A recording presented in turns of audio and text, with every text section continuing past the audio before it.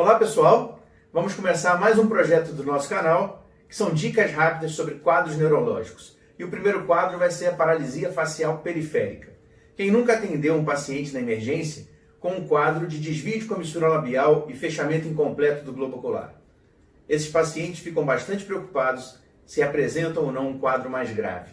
Então vamos entender um pouquinho o que acontece nesses pacientes, onde o diagnóstico é totalmente clínico.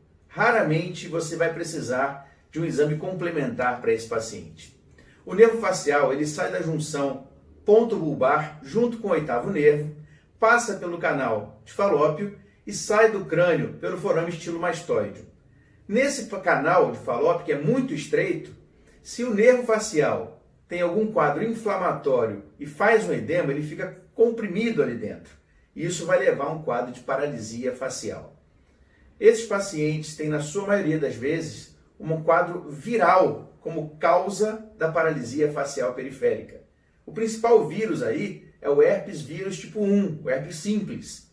Porém, outros vírus podem acometer esse quadro, esse nervo facial, e levar a um quadro de paralisia facial. Herpes zoster, citomegalovírus, Epstein-Barr e outros vírus podem fazer esse quadro. Nós temos que pensar sempre em paralisia de Bell, ou paralisia facial periférica, quando o quadro é bastante característico. Uma paralisia facial periférica completa de instalação aguda ou subaguda, menos de 2 dias de instalação, e às vezes é precedida por uma dor retroauricular. Esses casos típicos dispensam investigação complementar. Porém, se o quadro é atípico, nós precisamos descartar outras possibilidades diagnósticas. Nesse caso, a gente tem que pensar se existe ou não vesículas e bolhas dentro do meato acústico externo. Isso pode sugerir um quadro de herpes zoster, chamado síndrome de Ramsay-Hunt. Se o quadro é de instalação mais lenta, ou se nós temos algum aumento das parótidas, por exemplo, da parótida ipsilateral, esse quadro pode estar relacionado a uma compressão tumoral. Se existe, junto com a instalação do quadro, febre, artralgia e outros sinais sistêmicos, temos que afastar síndrome de Lyme. E os pacientes que fazem quadros bilaterais, nós temos que pensar em sarcoidose. Mas esses casos não são os mais comuns de você encontrar. Para tratar esse paciente, o tratamento tem que ser instalado rapidamente, dentro dos 2 primeiros dias de preferência, no máximo até o 3º dia.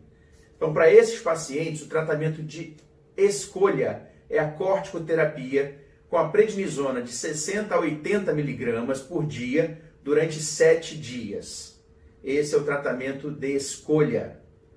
Em alguns pacientes, pode-se associar um antiviral. Você pode usar o aciclovir, 400 mg 5 vezes ao dia, por 10 dias, ou o valaciclovir, 1 grama, 3 vezes ao dia, por 7 dias, que tem uma posologia mais cômoda. Porém, o uso de antivirais não é protocolo estabelecido, não é nem aprovado pelo FDA. Um outro cuidado bastante importante, tão importante quanto o tratamento precoce, é a proteção dos olhos. O olho que está paralisado, ele vai lacrimejar menos e não vai fechar.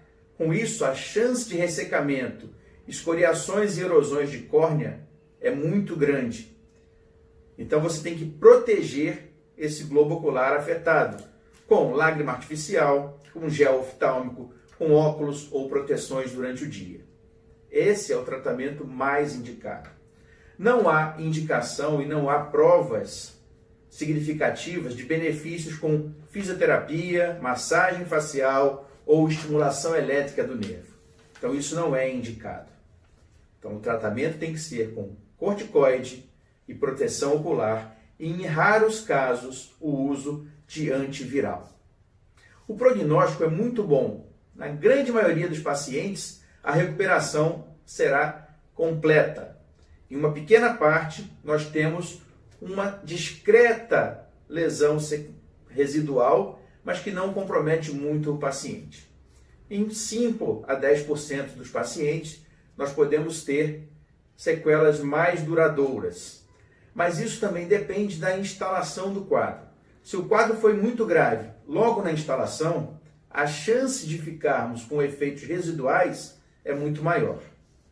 Outras complicações que podem surgir quando não é feito o tratamento de imediato ou quando o paciente tem um quadro mais intenso são espasmos ou sincinesias, quando o paciente movimenta a boca, a pálpebra fecha, uma sincinesia, ou o lacrimejamento espontâneo, quando o paciente está mastigando, que é chamado fenômeno das lágrimas de crocodilo. O paciente pode apresentar, junto ou após o quadro de paralisia facial, desenvolver um quadro de espasmos hemifaciais. Então, ao invés de paralisado, ele passa a apresentar espasmos hemifaciais. Então, o tratamento precoce é fundamental para esses pacientes. O quadro clínico, para fixar, é paralisia completa de uma metade da face, toda a hemiface parada. O lado comprometido perde o sulco nasolabial, há um desvio da comissura labial para o lado sadio, o fechamento incompleto da pálpebra, dando o que nós chamamos sinal de Bell, e quando acontece o comprometimento dentro do canal de Falópio, que paralisa o músculo estapédio, é comum ocorrer hiperacusia ipsilateral. Tá certo? Então, nada de ficar encaminhando o paciente para o neurologista, porque ele vai levar mais de uma semana para conseguir a consulta. Não adianta fazer massagem e fisioterapia na fase aguda e você não precisa dar suplementos vitamínicos para esse paciente. E uma outra coisa importante, esses pacientes começam a melhorar dentro das 3 primeiras semanas. Alguma melhora vai acontecer. Se o paciente não apresenta melhora nas primeiras semanas, até 4 meses, nenhum grau de melhora, pequeno que seja, você deve investigar uma causa secundária. Tá certo? Fique ligado, se liga no canal, dá o seu like, se inscreva e vamos junto!